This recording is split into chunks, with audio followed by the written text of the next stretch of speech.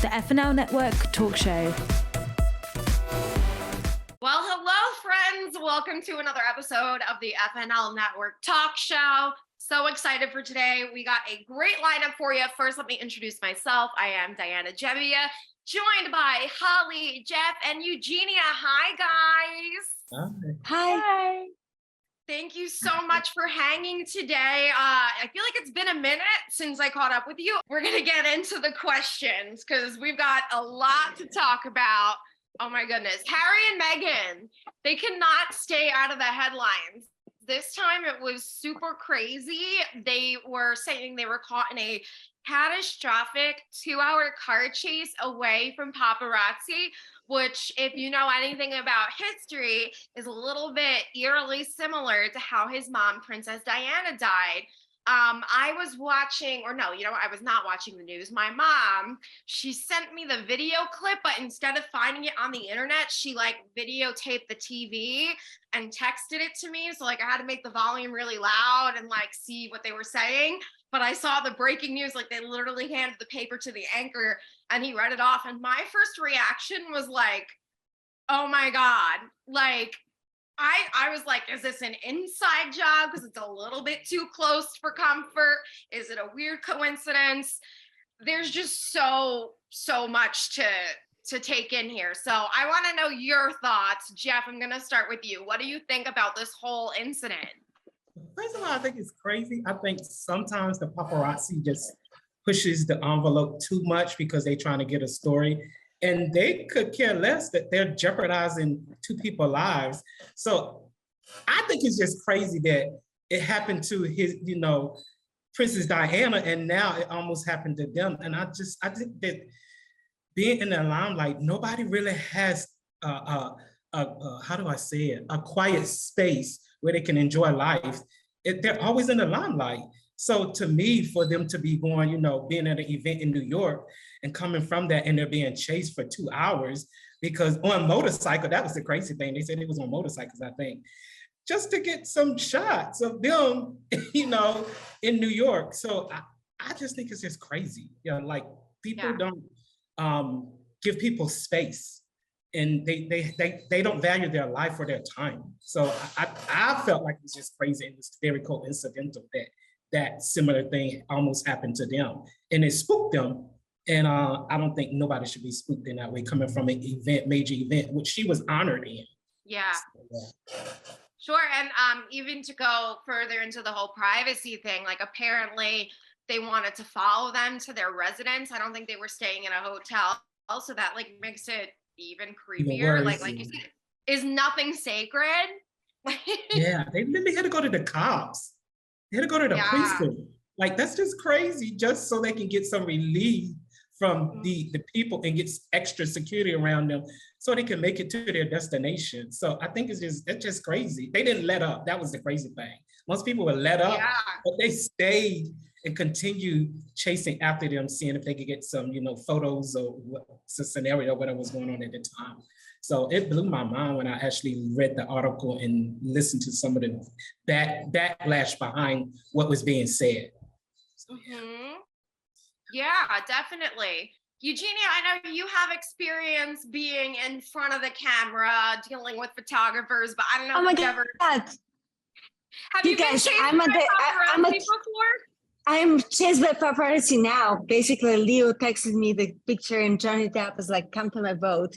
And I don't know, I'm hiding on the stairways of Hotel du Cap right now. But I think private life is so much better than not private life. I think, it's really hard to be a public persona and you always try to project all these things. And I just feel really bad for anybody who try to project it.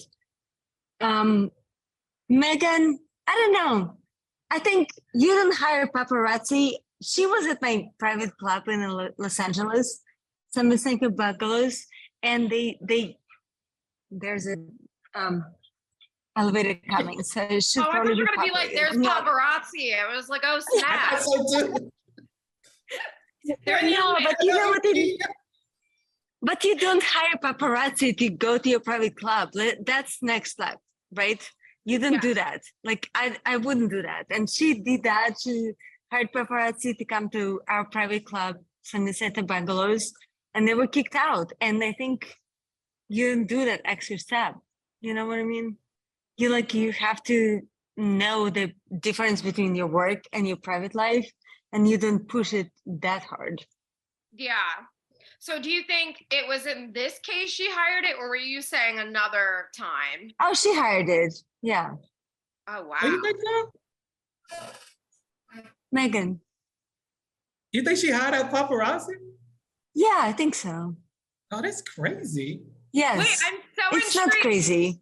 It's not crazy, you guys. I'm in Cannes. For fuck's sake, sorry, I shouldn't curse. It's not crazy. Wait, but no, I want to know. So being on the inside, what are some like tips, hints that you got that, that gave you that Really? idea? I think you just want to be famous, and you just want to have the idea of like you're the most important person in the world, and it's not okay, it doesn't feel them. Yeah, no, but I mean, lack like, of as self. far as factually, were there any like hints in like the way they showed up, like that? Yeah, you could tell. I'm sure. Okay. I can't say that because probably I'll be fired from my job. I love that. We'll save that for off camera then. Wink, wink. Okay. What about you, Holly? Absolutely. I totally agree with Eugenia on this. I totally feel like Meghan is the culprit here. And I'm going to say what she can't, because I won't be fired from my job. So basically, it's totally obvious that she wanted to control the situation by the way the cameo was on her, by the way the whole thing was captured. You've got one cameo of them in a car trying to get attention. Meanwhile, let's go pan to the castle. They had an event that night. They could care nothing. They could care less about Harry and Meg. They could care less about them. King Charles is over there getting his, knockers off, to a Spice Girl smooching him on the cheek. I mean, the man gets excited. He's over there getting his knockers off, like, hey, it happened years ago. It's happening now. The same thing. Oh yeah, Camilla might not be, floating my boat tonight. It might be the Spice Girl. Hey, type of thing. I'm just gonna go there. That excited him. He probably had an excitement like that in a long time, if you know what I mean. Just saying. I think he was excited. I think that there was an event that night. I don't think they cared less about Harry and Meghan. They have casted them completely to the side. I think that Meghan still wants to be in the limelight. And I think that Harry's just riding it with him, because when Meghan cracks that whip on him, he has to obey. I'm just saying, it is what it is. And I totally agree with you, Eugenia. Go ahead. Oh, that was a lie. Okay, now. I'm going to get so in trouble, but go ahead. I'm going to get so in trouble, but go ahead. No, I mean, I respect the take. Do I necessarily? It's not going to be chased by paparazzi, but at the same time, it is what it is. And the truth is the truth. And ain't nobody seeing it, because everyone's going, oh my God, poor Harry and Meghan. And it's like, come on. They're having an event. They're partying their butts off. I just think it would be awfully stupid to put yourself in the same position. Like, it's almost too obvious.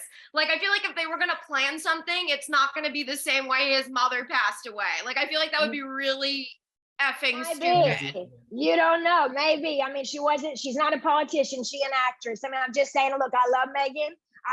I'm in no hater of anybody, and it is what it is, but they are not the brightest. I mean, over there, you got your White House party, you got your palace, partying over there, and Meghan is going, hi, type of thing. And it's like, come on, totally staged. But anyway, yeah. Interesting way to kick off the show. Yeah. I'm just saying. Sure. It looks what it looks like. Amen. Love you guys. Wait, are you going? No, I'm in Cannes. I'm actually at Hotel du Cap. So it's like we're in the middle of the Cannes Film Festival. Oh, okay. With Johnny Depp and Leo DiCaprio. they're about to walk out of the stairs, but just Oh, hiding. amazing. I love that we always get like the international Yeah, I tour love it. from Eugenia. We're always going somewhere interesting with you. I want to bring it back to the news because I feel like these days, really anything is news. It's not like, the 1930s and it's like, see the banks, like all that. We have entertainment now. And something that's been sweeping the nation for the past couple months, we've spoken about it on this show, is the Bravo Scandoval from Vanderpump Rules, where Tom Sandoval, a cast member, cheated on his girlfriend of 9 years, also on the show, with another cast member. It completely blew up. Partially because I think A, we can all maybe relate to it, and B, if you have watched the show, this guy's been like the moral mouthpiece for everyone, and now we see him mess up, so it's kind of like ha ha ha. But anyway, the New York Times did a piece on Ariana Maddox. She was the one that Tom cheated on. She's been living her best life. She went to the White House Correspondent Dinner. She's rumored to have a spot on Dancing with the Stars, like has gotten a role in a Lifetime movie. Like anything you would want to happen to you in a breakup has happened to her, and we love this. So New York Times did a piece on her because she's making her press tour in New York City. And Liev Schreiber commented, "Is this news?" ? And like, the funny thing is all the fans started commenting like to his comment, like, "Is this news? Is this new?" And it just said that to the point where he deleted his comment and issued an apology.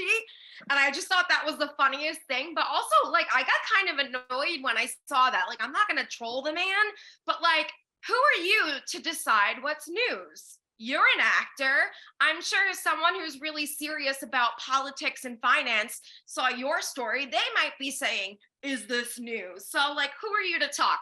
I'm curious about what you think about the way news is changing. Do you think this qualifies as news? Do you think she's worthy of a spot in the New York Times?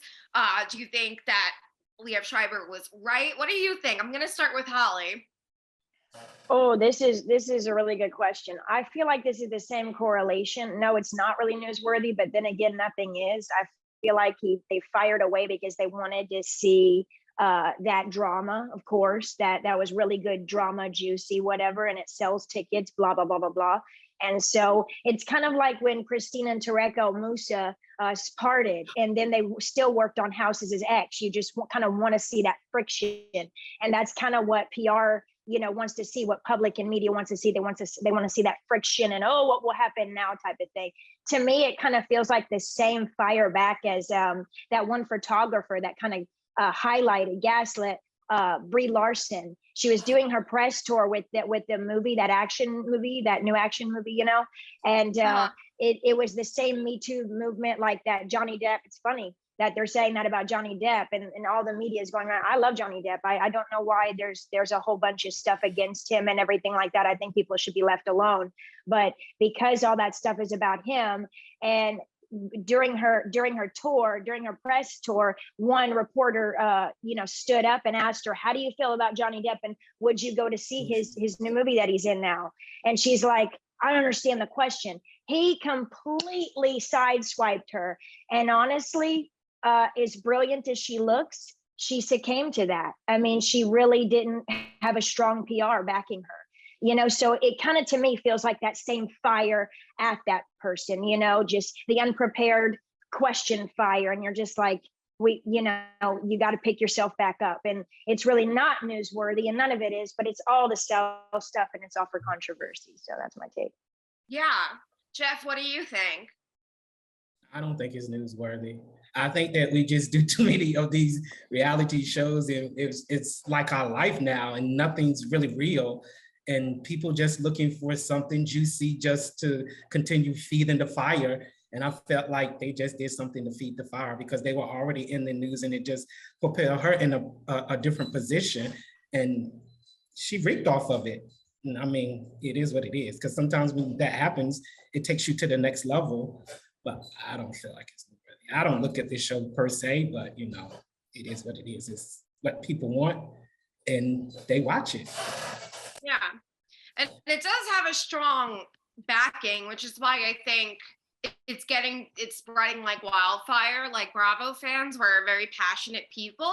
But you could argue it is interesting to people who have never watched a show. Like my mom couldn't care less about the show. Like she'd maybe hear bits and pieces of when I had it on, but now that all this is going on, she's like, I kind of want to see what goes on at the reunion. So yeah, that's an interesting take. What about you, Eugenia? I agree. I think marketing is a very strong point in Hollywood, but also I think the authenticity beats every kind of marketing, right? So we can always see through marketing in any kind of films. And being in Cannes Film Festival now, for example, like I see, there's not a lot of authentic things. Like I wish there was more authentic things. And yeah that's why I think Leo and they're trying to get into my staircase right now. Yeah. So yeah, I think there should be more authentic things. I think it's not authentic. Yeah. I was curious. So I looked up the definition of news because I was an honors student and I love, being nerdy. And the literal definition is newly received or noteworthy information, especially about recent or important events. And when you break it down at its very core, I think this is news. It might not be noteworthy to everyone, but it's noteworthy to a significant amount of people. It's new information. That's why it's called news and not olds. So I think that's where I'm a Libra rising. I always see the gray area. There's different categories of news. Is this politics? No. Is this human interest? Absolutely not. Is it gossip and entertainment news? Yeah, it counts as news. Does the New York Times always have to be like, stick up their butt, forgive the expression? No, they're catering to a wide audience and some of their readers might like stocks as well as entertainment. So I think it's news. I think it's a relative term. What's news to someone may not be to someone else, but who the hell is Liev Schreiber to comment, is this news, when he's profiting off the same industry? That's where my gears got really grinded. Like, who are you? What's the most recent thing you've done? Ray Donovan? Okay. Sorry. God forbid I ever have to work with this guy. He's going to be like, this girl hates me, but I just keep it real. So is that what that's so it's funny you saying that. So is that where we're going with just entertainment period? Like it's based on the amount of people that are looking at the Pacific thing, Bravo, the marketing, it's around, say it's 1 point something million people watching. So is that our new driving force? Is that what's making that situation news?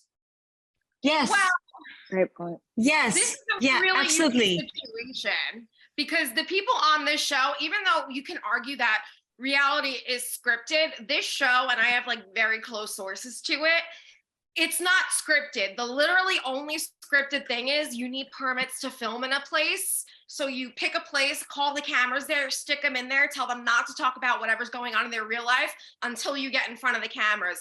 These people were in real relationships. This girl who was cheated on, he cheated on her with her best friend. I don't know about you guys. I can relate to some things like that. So I don't know if it's necessarily marketing, because I don't think Bravo scripted this, and she's gone on record saying this was not scripted. If so, I would never put myself through this. So it's just an interesting story. Now, are some other reality shows planted in marketing? Kardashians? Yes. See, that's something where I would agree, like, okay, maybe that's not news, but just because this is such a unique circumstance where you really have friends and family, and it's not like two celebrities where they're planting a PR relationship. Like these people bought a house together and now they have to sell the house. So it's, I don't know about you guys, but I'm not going to put my name on a mortgage for a PR stunt that I'm going to have to sell. And the guy owns a bar. Now the bar is getting all 1-star reviews. Like this is, which is kind of funny, but like, you know what I mean? It's not, I could see where you might think it's scripted, but I can honestly assure you from sources, it's not scripted. She went through really real heartbreak. It's great that it came. Two things can be true. It's great that it gave them the ratings they need, but it also was a really, really sucky circumstance where real people got hurt. They're not mutually exclusive. But I think entertainment news is still news. Like, even before reality TV was a thing, people were concerned with box office numbers. That was always a topic.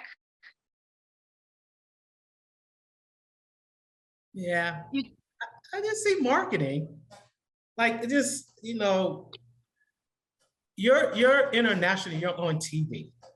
Everything's marketing. Even when you're acting, even with, me designing, everything's marketing. When everybody wants to create or be on that major platform, they're trying to get there. So people are going to do things and they're going to put their real life out there for people to see, but it's still marketing. Because if you really didn't want your real life to be seen, you wouldn't allow yourself to be, on TV talking about, you cheated on me. That it's a marketing strategy, and it's going to hit home because it's really real. So they're going to use that because they can see the emotions and everything's in it. But like, I just feel like it's fairy tale, it's marketing. It's to go to the next level. Wait, Geoff, let me call my husband from Hotel du Cap. Hello. No, marketing is marketing, but I think you have to approach any kind of approach from your heart. I think you can't just come from your head to anything, right? I think you have to really have some talent and you have to pursue it. Yeah. I think where I'm confused is like what you mean by marketing. Like, maybe I'm misunderstanding. Like, do you mean they made it up just to be marketed, or are they taking advantage of a sad situation and marketing? Like the chicken before the egg thing. I think that's where I'm getting hung up. I think it's both. I think if it's in the news, it's to get both sides of the story. You're telling a story. You're writing an article and you're telling a story on a situation. So you want to get feedback. You can get the feedback from people that dislike this situation, and you get feedback from people that like this situation. Like we're all up here and we have our own opinions, and it creates a fire. It keeps people engaged. And I just feel like it all is a strategy. Everything's a strategy. Let's just deal with reality, and that's all I see. I know, like, some people are really genuine. They're really trying to get to that place in their life. But I think people would do anything to get to a certain place. And, I hope not. I hope not, you guys. I hope not. I think I've seen it so much, honestly, being in this festival, like, everybody's trying to get something out of anybody else. But the most talented people, they don't have something to take. They have something to give. Yeah, that's what I'm saying. The people they have something to give. Yeah, the people that are really, really genuine and really going for their purpose, it shows. But then there's people that, people that are really genuine. It's hard for them to get to the place where they're getting at, because people know how to act. People know how to put on a face. And it's just disheartening to know that that's how society is, but it is what it is. I would like to, oh, go ahead. Oh, no, go ahead. Well, I was wanting to add, I really agree with all of you. I really hope it's not become the norm, because, okay, just like the Harry with Meghan, I mean, I don't know if anyone also saw this too, with the car incident. The people that were driving around them, were they even driving safe? I mean, yes, Harry and Meghan, absolutely. You wish them safety, and you wish that paparazzi even safety and wearing their seatbelts. But who were the other drivers? I'd like to know who the other cars were around them, and were they keeping them safe? I mean, if they had children in their cars. But because there's a generation out there that is so into them just because they're royalty, it's like, stop with it. Stop obsessing over it to the point where now you don't even care about anyone else in New York City that night. There were a billion and other people that night that were on the same doggone road as they were, on the street they were. And you didn't care about those drivers. Some of them were kids. Some of those kids could have been in harm's way. And so we put ourselves in jeopardy over our obsessions. And I really hope that you guys, I stay with you guys on that. I really hope that this doesn't continue as culture. So. Yeah, I think in that case, it's a little bit different than this. I truly see it. And like, again, I know people who know her. This is someone who is really genuine. Her ex-boyfriend now, Jeff, to your point, might be one of those people who's interested in doing anything for the fame, but she certainly isn't. And you know what? Karma turned in her favor. And now if the New York Times wants to do a piece on her in the entertainment section, props to you, girl. Like, that's just where I stand. Like, good people will get good things. And the right people who it's targeted to will see it as news. And if Liev Schreiber doesn't want to see it as news, fine. But the next time they report on Ray Donovan, I'm going to comment, is this news? That's just what I'm going to do. That was a really good discussion. I want to change gears and go over to artificial intelligence because it creeps me the hell out. So the CEO of OpenAI is calling for government regulation of artificial intelligence, which, you know, as much as people are like iffy about government interference, I feel like when it comes to robots that can be smarter than people, it might not be a bad idea just this one time. Do you think that this is necessary, that we should have some limits when it comes to artificial intelligence? Because I feel like they're going to take all over our jobs. Like, you might be watching the AI FNL Network talk show one day, God forbid. Are you worried about a future with AI? Eugenia, I'm going to start with you because obviously you are in the industry. Maybe you've seen AI creep its way in already. So I'm curious to hear what you have to say. Thank you so much, Diana. I'm so worried. Actually, I was in the airport for a few times and nobody works at the counter. So, you know, just to know that you have to count on computers to like make you fly somewhere else, it's very creepy or very scary. A lot of times, I think power outages, right? This is like a big thing. It's a war on like power outage in anything, like your internet connection, anything else. So I think I personally like made sure that I have like power backup, but I think it is very scary, you know, as a human. Yeah. And definitely they said that robots will treat us like animals, like humans treat animals really bad, and robots will treat humans like animals too. Yeah. That's a good point. It's going to sound kind of silly, but I don't know if you guys heard about the movie Meghan that came out earlier this year. And it was like an artificial intelligence doll that was made to take care of a child and ended up killing people. And that's like a really extreme version of this, but it's like, oh my God, could that happen if artificial intelligence got a little too intelligent for our liking? So I think maybe the government kind of keeping a hand on the robots is not a bad idea, because then maybe the robots are going to have a government of their own. And I don't want that. I don't know. Holly, what do you think? Do you agree? Do you want a robot government? No, I don't. I don't want robots to follow me around and vacuum my feet again. And, tell me what thermostat my house should be, like a lot of entrepreneurs I know. I don't care how multi-million-dollar your mansion is. I really don't want you following my every move and your camera surveillance on me 24/7.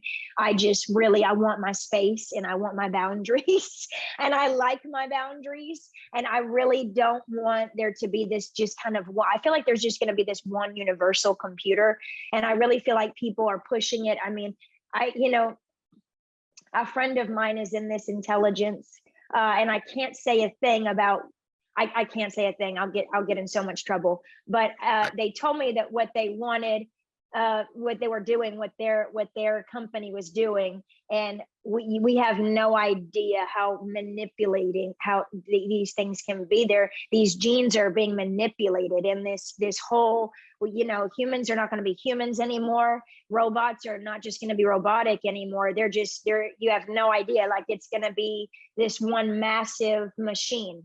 like toward everything, and it's going to be universal, and they're going to want more and more and more information from us, and they're going to compel more and more people to go live all the time, and they're going to want to know everything about us. I mean, it's just this whole intelligence that is above us all. I feel like we all know something about that, though, but it really freaks me out. No, I don't believe in robots, and I don't think we should advance them. I think that man is pressing their luck on this. It needs to stop. So yeah, to everything you just told us about, like the alleged plans, I'm like, great. Oh man, like I literally, like, my face could not cringe anymore. And to your point, I actually wanted to expand on that a little bit, because this is also another chicken or the egg situation, because it's like, we are helping these robots get smarter. They can't do it without us. But then when they get smarter, they're gonna prey on, like, it's just like I like, do not like, come on, there's been so many movies about this. Come on, like, someone watch Smart House on the Disney Channel. Like, we all know how that ended. Oh my God, Jeff, what do you think? So when you said that, because my thing was artificial intelligence being more intelligent than us, then we have no control. So we lose the control of being able to do anything. So what is the purpose of humans being here on Earth if they're running everything? That freaks me out. I don't want to be Me too. controlled by robots that are so intelligent. They're telling me you need to do this, and I'm not thinking on my own to be able to maneuver and make a decision what I want to do, if I want to do it or when I want to do it. No, I don't believe it. No, I don't like it. No. Oh my God. I feel like I need to take a bath after hearing all that. Like, I'm just so like, oh my God, do not like. I think we're gonna kick it over to the light side and finish off with something lighthearted. So just name a book, movie, podcast, TV show you watch, you think that you want to share with everyone will like. I'll start off because mine's super light. I recommend the movie The Book Club, The Next Chapter. Jane Fonda.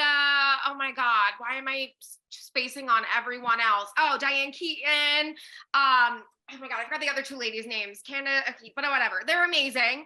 It's about 4 women, and I hadn't seen the original movie. Apparently, there's a first one that I didn't see, but this is really cute. It's just 4 women. They're in their like 60s and 70s, and they all go to Italy for a girls' trip because Jane Fonda's character is getting married, and it's like a bachelorette trip, and it's just so fun because we all inevitably get older, and this movie just really showcases that, like, there's still.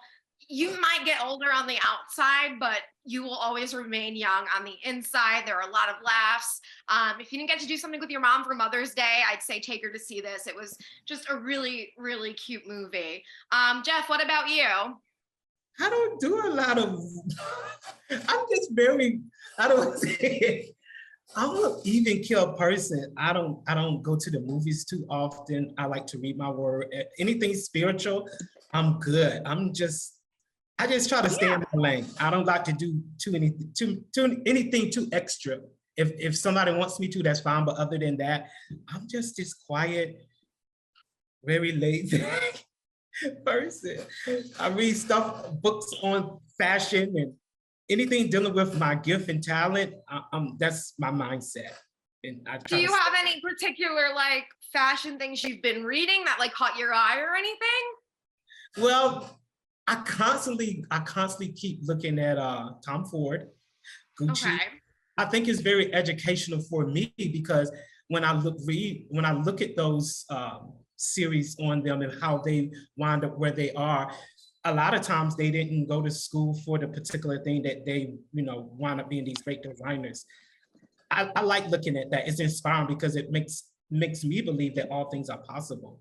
It's just you taking your gift and your gift allowing you to go to the next level. So I research a lot on that, and other than that, I'm good. I get a lot of anatomy inspirational. Books. Yeah. You don't give yourself enough credit. I thought that was very inspirational. I think that was definitely worthy of sharing. Low key. I'm just this low key person. No, I love that. Like I love Danny Elfman, and one of my favorite facts about him, he's this great composer, but he barely knows how to read music or like write it out.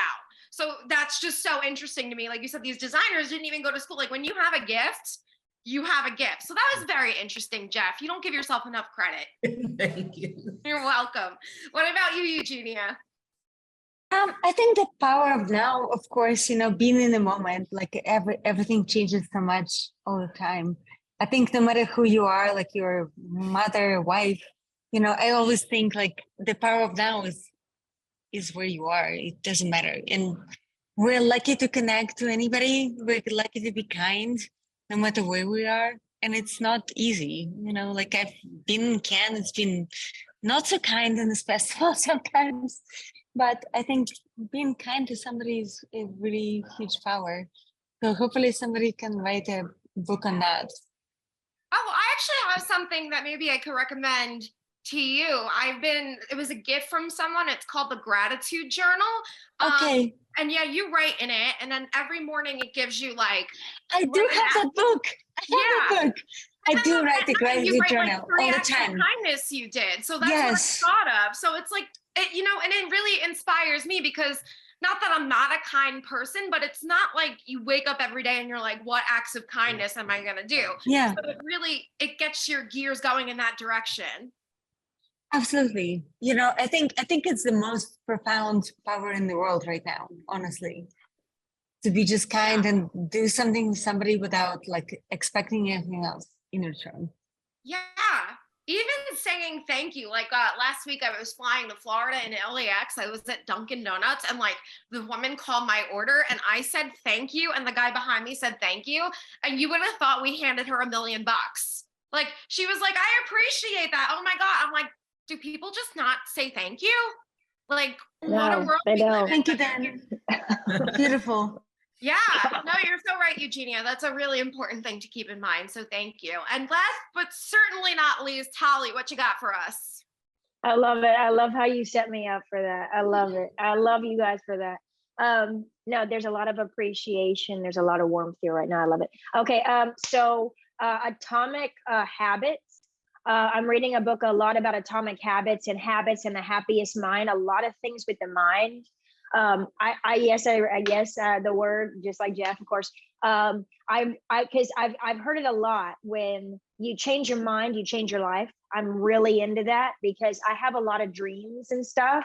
I like to look into that because, like I said, the dreams come from your subconscious, which comes from your mind, and your mind signals to your body. All that kind of stuff. So neurology, and I love to read books on habits in the mind. And that, like I said, one of my books in particular is laughing and how to train your brain to laugh things, to laugh with your problems and to work with your problems as far as that goes. And so any of those books I recommend because I want to laugh more. I am so stinking serious. I am almost too serious a person. And so I kind of just want to load off. And so Atomic Habits and any type of book, changing the mind type of books, changing habits, I'm totally there. So. Yeah, I've actually heard a lot of good things about that book. I'm going to have to pick that one up. Also on that line, like I'm also really big into changing your thoughts, and I do a lot of thought work. There are like a couple models from there's like Byron Katie and oh my God, I forgot the other, Brooke Castillo, and they do these models, and it's like, to what you said, like you plug in a thought and it's just like, how can I look at this differently? And of course you can't just be like, I was feeling sad and now I'm feeling happy. Like it really trains you, like I gotta feel this emotion through and then look at it the other way. So Atomic Habits, do you know who wrote it off the top of your head or no? Oh my gosh, okay Atomic Habit. I know it's by a man and a woman, and a lot of those books that are intense are by a man and a woman. They kind of had to co-labor on that because they're both putting research for masculine and feminine angles. So very cool. Well, definitely I'm going to pick that one up. I think we all had so many great things to share tonight. I had fun. I don't know about you guys. I had fun. Thank you so much for hanging out tonight. Thank you, Jeff, Eugenia, and Holly for joining me. Oh my God, Eugenia, I have no idea what time it is there, but go to bed. It's 3 or 3 a.m. Oh my God. Okay, thank you. I'm in Cannes. We'll see you next week on another episode of the Okay, FNL Love you, Eugenia. I love you guys. Bye. I love you.